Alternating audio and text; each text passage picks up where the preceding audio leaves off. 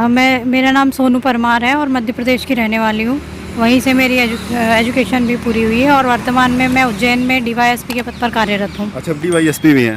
Okay ma'am, आपका जो है कि कौन सा बोर्ड था और कितने मेंबर थे? BB व्यास सर का बोर्ड था और 5 लोग थे वहाँ और बहुत ही कॉर्डियल थे। बहुत अच्छा मेरा इंटरव्यू रहा, मुझे बहुत अच्छा लगा। आपका मीडियम क्या था ma'am? Hindi medium. Hindi medium, yes. Okay. Ma'am, आपके डैफ में क्या था? डैफ से किस टाइप से क्वेश्चन पूछे? डैफ में मेरा ग्रेजुएशन था, मेरा जॉब का था, तो मुझसे पुलिस से रिलेटेड, पुलिस रिफॉर्म है और लॉ एंड ऑर्डर जो अभी सिचुएशन से उस तरह के क्वेश्चंस थे।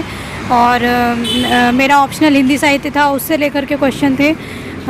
मेरी हॉबी से क्वेश्चन थे, एक मांडना पेंटिंग में बनाती हूँ तो उससे रिलेटेड थे। यही सब था। बाकी जनरल क्वेश्चन से क्वेश्चन आते हैं, उसी तरह से इन्हीं सब चीज़ों पे क्वेश्चन पूछे। मेरा इंटरव्यू 25 मिनट लगभग चला होगा। मुझे इतना लगा कि 25 मिनट से ऊपर रहा होगा। और आपका अटेम्प्ट कौन सा है? ये मेरा 5th अटेम्प्ट है। मैंने इसके पहले मेंस दिया था 19 वाला, मेरा क्लियर नहीं हुआ था मेंस। छुट्टियां भी ली है मैंने बीच में, और जो टाइम बचता था उस टाइम में मैं दूसरी चीज़ों में लगाने की बजाय मैं पढ़ाई में लगाती थी। और तीसरा ये है कि जब आप किसी चीज़ को करने की ठान लेते हैं तो कोई चीज़ आपको रोक नहीं सकती। तो बस ये लगन होनी चाहिए और फिर उसके हिसाब से हमारी मेहनत होनी चाहिए। मैम, प्रीलिम्स की बात करी जाए तो आपका हिंदी मीडियम है। हिंदी मीडियम में कहा जाता है कि प्रीलिम्स में CSET का होना बहुत मुश्किल हो जाता है। हिंदी मीडियम वाले बैकग्राउंड के लिए थोड़ा सा टफ होता है, तो उसकी प्रिपरेशन आपने कैसे किया था? एक्चुअली मैं CSET के लिए कभी प्रिपरेशन नहीं की, क्योंकि मेरा 11th-12th में मतलब मैथ्स भी था, वो बैकग्राउंड भी है। और पता नहीं क्यों मुझे कभी ऐसा लगा नहीं अलग से CSET के लिए कभी पढ़ने का।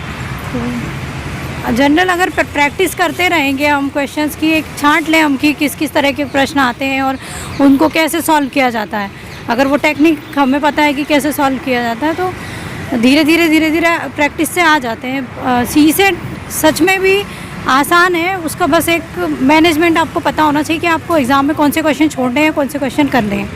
कई बार हम सारे क्वेश्चन ऐसे क्वेश्चन में उलझ जाते हैं कि हमारा टाइम पूरा ख़राब हो जाता है, तो वो चीज़ नहीं करनी चाहिए।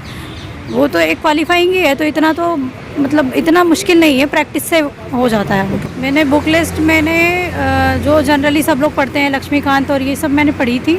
उसके अलावा मैंने विज़न की मैगज़ीन करंट अफेयर्स के लिए पढ़ी थी, और बेसिक्स के लिए मैंने दृष्टि के नोट्स प्रेफर किए थे।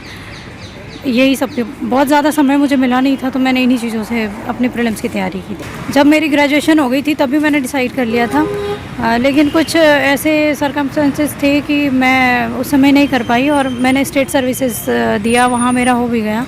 तो अब जब मेरे अनुकूल परिस्थितियाँ थी तो इस बार मैंने पूरी मेहनत से दिया है। अब देखते हैं क्या होता है। मैंने स्टेट सर्विसेज की तैयारी शुरू की थी, तो स्टेट सर्विसेज में मैंने वहाँ इंदौर से वेदांत एकेडमी से क्लासेस ली थी। उन्हीं का कंटेंट मैंने सबसे पहले प्रेफर किया था, उन्हीं के कंटेंट से मैंने अपना GS तैयार किया था। तो उसके बाद में मैंने दृष्टि के नोट्स प्रेफर किए थे। मेरे एक फ्रेंड ने बताया था कि बहुत अच्छे नोट्स है ऐसे। मैम, NCERT कितना इंपॉर्टेंट रोल है NCERT पे? NCERT बहुत इंपॉर्टेंट है, लेकिन मेरे पास इतना समय नहीं रहा। जब मैं तैयारी कर रही थी तो मैं नहीं कर पाई। लेकिन अगर कोई व्यक्ति शुरू से अगर तैयारी कर रहा है तो बेसिक्स से, तो उसको NCERT ज़रूर पढ़नी चाहिए। सबसे पहला तो ये है कि नॉलेज होना चाहिए। पहले हम लोग पढ़ लें, 6 महीने जो नए तैयारी शुरू करते हैं वो लोग पहले ही दिन से लिखने का ऐसा नहीं होता है। उनको कम से कम 6-8 महीने देना चाहिए करंट अफेयर्स को, GS को, जो स्टैटिक पोर्शन है उसे, और चीज़ों को समझना चाहिए, पुराने पेपर्स एनालिसिस करना चाहिए उनका, उसके बाद फिर शुरू करना चाहिए।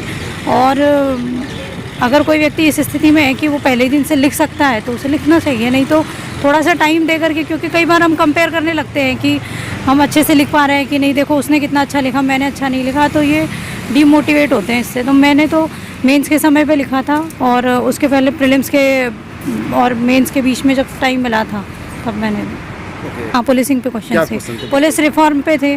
क्या पुलिस रिफॉर्म्स होने चाहिए और क्या है, और क्या ज़रूरत है, कैसे पुलिस की शुरुआत हुई और पहले कैसी थी, अब क्या है, और मैं उज्जैन में पोस्टेड हूँ, तो वहाँ की कम्युनल अगर कोई चीज़ें हैं तो उससे रिलेटेड क्वेश्चंस थे।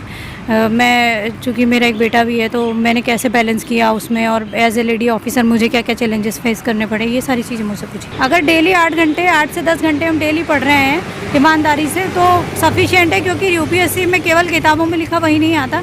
आप व्यवहारिक ज्ञान भी बहुत ज़रूरी है। आप बाहर निकलते हैं, चीज़ें देखते हैं, उनको किस तरह से सोचते हैं। आप यहाँ खड़े हैं, आप यहाँ कोई चीज़ अगर ऐसी देखेंगे, उसके बारे में आप सोचेंगे कि इसको कैसे ठीक किया जा सकता है।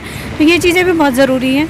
केस स्टडीज़ हुई या कोई सिचुएशनल क्वेश्चन रहते हैं तो वो उसी से सॉल्व होते हैं, किताबों में घुसकर नहीं होते हैं। तो ऐसा नहीं है कि केवल किताबें पढ़ने से 18 घंटे आप पास हो जाएंगे। मैंने पहले 3 अटैम्प्ट वैसे ही दे दिए थे, मतलब मुझे ये भी नहीं पता था कि ऐसा भी चलता है कि ये बहुत गिने जाते हैं कि अच्छा आपने 5वां अटैम्प्ट दिया वैसा। बाकी मेरा 19 में जो अटैम्प्ट था वो थोड़ा सीरियस अटैम्प्ट था। उस समय मैंने मेंस दिया था, उस समय इंटरव्यू के लिए कॉल नहीं आया, लेकिन इस बार इंटरव्यू कॉल आया था। हिंदी मीडियम के स्टूडेंट्स प्रीलिम्स में ही रुक जा रहे हैं, सबसे बड़ी कमी यही है। प्रीलिम्स में ही कम रहेंगे तो मेंस कैसे क्वालिफाई होंगे।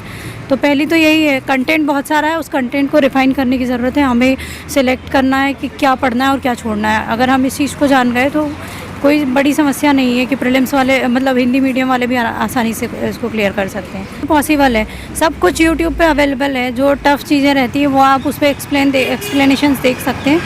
और मेरी तैयारी में तो इंटरनेट, यूट्यूब, ये इन्होंने बहुत मदद की, क्योंकि हर चीज़ आप कोचिंग या मटेरियल में नहीं मिलता है। आपको बहुत सारी चीज़ें क्या चल रहा है वो आप वहाँ देख सकते हैं। तो रिमोट एरिया में कहीं भी हो व्यक्ति, अगर वो करना चाहे तो कर सकता है, कोई बड़ा वो नहीं है। उनको करंट अफेयर्स और जो उनके स्टैटिक पोर्शन जो पढ़े हुए हैं उन्हीं को रिवाइज़ करें, क्योंकि सबसे बड़ी प्रॉब्लम ये होती है प्रीलिम्स में हम रिवीजन नहीं करते हैं। बहुत सारा पढ़ लेते हैं, रिवीजन नहीं करते, तो रिवीजन करना बहुत ज़रूरी है।